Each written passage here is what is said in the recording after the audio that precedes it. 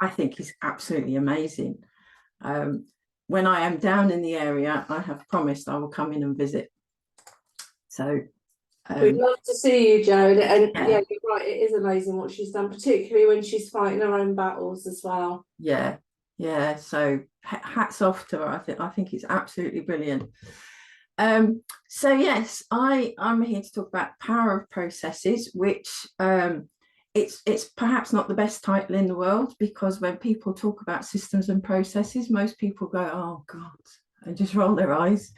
It's not the most, it's not the sexiest of subjects, but it is something that absolutely fires me up, because it can be life-changing for businesses and business owners. So and it is my passion. So I will try my hardest to keep this really short and sweet. I've cut a few things out, and we may have to skip over at least one of the exercises, otherwise it's going to take too long. But systems and processes, what I will ask you, so that I've taken there is one exercise that I've left in. So if you can have access to pen and paper, we'll do a quick 30-second exercise, which hopefully is a little bit of fun as well. And I won't need a volunteer, because I'll skip over that one. I think it might take us too long. So the entrepreneurial myth, the E-myth, most people when they start a business, they think it's going to be, great, holidays, money, I can work where I want, how I want, and basically they think it's the dog's doodads. And then what they end up with is the owner's reality frequently, where they have overwhelm, overwork. There's just so much to do. Everything is resting on their shoulders. They can't take holidays. They can't, they're trying to deal with issues outside of office hours, staffing issues, client issues. That's often the reality. And statistics from the American Institute for Stress, as you can see, one of the largest contributors for stress in the workplace is workload. And that is something that what I like to do with businesses helps to address, is the workload, because that's just that everyone will feel an affinity with this picture, that you're spinning plates, you're spinning so many plates, and it can get stressful. What I liken a small business to, especially when you're in startup or that small phase where you'll potentially have no employees or only one employee, is Fred Flintstone's car, where you've got your business, it is the car, but your little legs are going 15 or 16 to the dozen, trying to keep everything going. So I studied systems thinking at the OU. I was a mature student. I was employed at the time, but I did a business degree and specialized in systems thinking. And it was a real paradigm shift for me, because it made me think about, so it wasn't talking about just the logical process of how things get done. It was a very inclusive way of looking at things. And it helped me look at organizations of any size in a different way, and have a look at the bigger picture. And we talk about systems. So when I say systems, it's not IT or computers. It is things that are working together. So the human body is a system. A family unit is a system. A business in itself is a system. And your accounting process is a system. So it just depends on what level you are looking at, whether it's the big macro or the very minute. This is one of the things that I get a lot from, especially from small businesses, that processes are too restrictive. Creative and small businesses say, well, that doesn't apply to me, as it's only me. What you will find, that when there is a process in place, that it then frees you up to do the creative things or the more important things, because the things in that process can either be done a lot faster or delegated, outsourced. So potentially, if you've developed a good admin or bookkeeping system, you can condense that document it, and get someone to do it in 2 hours when it would have taken you 6 hours. So having a type of process, and it doesn't need to be a restrictive process, but it can help people free up their time and free up their mental capacity to think about more important things. One of my clients said to me that she came across a phrase and it really stuck with me. She said, do you have the discipline to create your own freedom? And this is kind of the concept that I was coming up with about processes for any type of activity can free you up. If you have discipline in the things that have to get done, it can free you up for all the other stuff. Now, this exercise here, the random numbers, I won't do with you guys because I think it will take too long, but I will see if I can talk you through it. There is a countdown, and I ask people to find the numbers 1, 2, 3, 4, 5, 6, 7, etc., and see how far they can get. And I ask everybody what number they got to. And then I give them the system where if you split this piece of paper in 4 and then go through that system, you can see there's 1 in box 1, 2 in box 2, 3, 4, and it just goes around clockwise. And they can usually get their number from the productivity goes from usually around about number 11 or 12. They can get up to number 30 in exactly the same time because they've applied a bit of a system. There's still randomness in there, which can give you the creativity, but there is a bit of a system that helps them do things quicker. So what is in a system or a process? Terminology in this level, it's a bit semantics. There's 11 components to a good process. So and there's one particular component that is frequently missed out. And to illustrate that, I'm going to ask, what is the difference between these two tools or bits of equipment? We've got a thermometer and we've got a thermostat.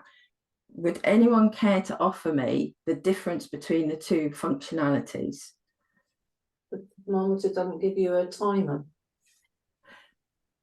That is true. Yeah, it wasn't quite the one's battery operated.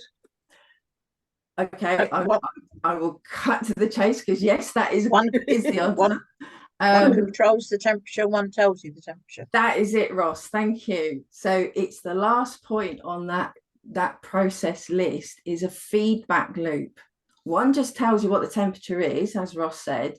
The other one takes that feedback loop and makes an adjustment. So what we find is a lot of businesses will have, say, an instruction manual, but they forget this feedback loop to see, well, is it working well? Is everybody using it? Is everyone doing it the same way? Does somebody in that office do it better than somebody in that office, and why?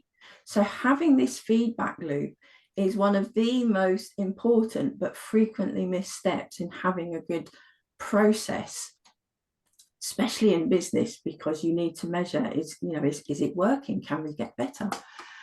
And that is how a thermometer works. So a thermostat works. It needs a thermometer to measure, but the thermostat then takes that feedback loop to try and make adjustments to give you that optimal temperature that you've asked for. But what I say to any client that I work with, even if you only have the actual steps to be taken, which is in number 8, even if that is all you have and you don't have the time to do anything else right now, that something is better than nothing. At least there is something there that you can follow through, and maybe then with the time that you've saved with that little step, you can then start to think about the improvements or the feedback loop, or who else could be doing this. Because one of the things that I try to work with business owners is, once you've got those processes in, what automation or delegation can we start putting in so that not only do you not have to remember how to do it, but your staff doesn't have to remember this. The actual system then starts to take the weight of the action. So automatic reminders get sent out. There are automatic emails or requests for information, or you have to do something before you can move something else to the next stage. And the bigger picture that then gives a business owner is an overall view of where everything is in their business. They can immediately take that temperature and become a bit of a thermostat themselves to go, okay, we're having a bottleneck here, or why is so and so's in tray always too big, you know. And if they've got that overview that is given to them through a more automated system, they can then start looking at more productive ways of tweaking what the business is doing. So what can processes do for my business? You'll recognize the picture there, Fred Flintstone. That's how we start out. We've all been there, we've all done it. Sometimes I feel like I'm still doing it, but I'm working on it. But once you get a bit of a system and a process going, you can start putting in an engine and other things and nice seating and all sorts of things. You can pick whatever type vehicle you want, i.e. how you want to grow your business, whether it's a lifestyle business or you want to, you know, conquer the world, you know, and be a multi-conglomerate or whatever it is. But they're all still vehicles that carry out a function, and those vehicles or the business systems is what is carrying the weight and allows one person to then drive that business, to tell it where to go, to give it its strategic thinking. I mean, for all I know, you might be thinking of, you know, a completely different looking business, but to do that, to get into that position where you can then think about, oh, what do I want my business to look like? You will absolutely have to have some kind of process or system to be able to then develop it and take that time out to think about, okay, what do I want my business to look like? How do I want it to serve my life? And all the other big questions. What I do if I was working with somebody is we tell them to get a grip. And this is about, so this is not about developing processes that I just wrote, you know, step 1, 2, 3, 4. They are living documents that have a purpose. And the idea behind that is sometimes you will get a curveball. I mean, at some point, everybody gets a curveball that a process hasn't accounted for, which is why there's several components to the processes that I take people through, in that if there's a result statement or a specific goal that has to be achieved, and the example I give is say expediency is more important than accuracy for a particular process. If someone gets thrown a curveball, like an employee, that the process doesn't actually account for, they can go to the result. If they understand what your most important criteria is, they might be able to make a judgment call that you are really happy with. And it could be the other way. It could be accuracy is more important than expediency. So, you know, they think, okay, I have to take the time to make sure that something is right. And it's all about being really clear to the business as a whole, the people you're outsourcing to or your employees. But this is how I want you to do things, but this is why. So it's kind of going back to Simon Sinek's why. Why do we want to do a process a certain way? I won't go into too much more detail on that, but I just think it's really important for people to understand the context, because human nature, if they can find a faster way to do something and don't understand the reason why you want them to do it the long way, they will do it the faster way, thinking that they're doing a good thing. So this is the directions quiz. And what I'd like you to do, it takes 30 seconds on a blank piece of paper, doesn't matter what size it is. And I'd like you to follow the instructions. and you've got 30 seconds to do it.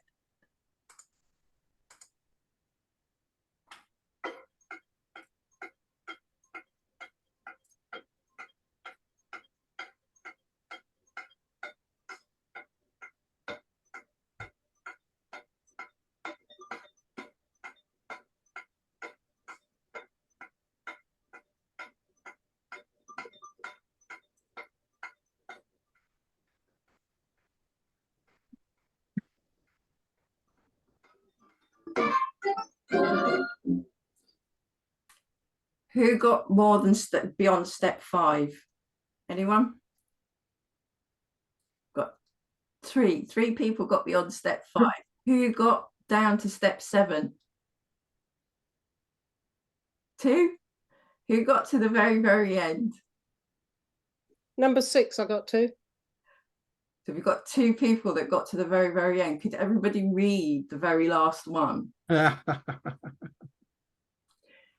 And that's okay, that's just a bit of fun. Nobody would actually do that in reality. But the point is, the directions are read all the steps before attempting to follow directions. Oh God. Right. But who does that? You know, when you're under pressure with, you know, with time, with deadlines, you're going to dive in and you're going to get it done because a client's screaming at you or whatever. And then you get to the end and think, oh, you know, shoot, shouldn't have done it that, or whatever it is. And the idea being is it's an unclear direction, it's an unclear process, and that will set employees up for failure. So there's a bit of a reality check here, and we can't just put those processes in and expect everybody to do it perfectly. It has to be tested and tried out and probably discussed with employees. Is this working? How do we do it better? So it was, yeah, just a very small example of how easily it is to get a process wrong, and then you end up with outcomes. You know, the best will in the world, employees are trying their hardest, and you end up with a result that is not what you wanted. That's why when I talk to clients or even people that just want to pick my brains, you know, that there are specific reasons for having so many parts to a fully functioning process. Most important is having that open discussion with the guys that are going to have to be running that process. And if it is just yourself, it's going through and refining it to make it easier for you to run that process. Ultimate goal, obviously, is saving you time, reducing mistakes, improving customer retention or satisfaction, and all that kind of stuff. There's so many real cash benefits that you can get from running really good processes. So that is my shortened version of my mini workshop. There are a couple of things I can go on to, but I, you know, I'm conscious that we haven't got long in this session. But that's the unsexy world of systems and processes.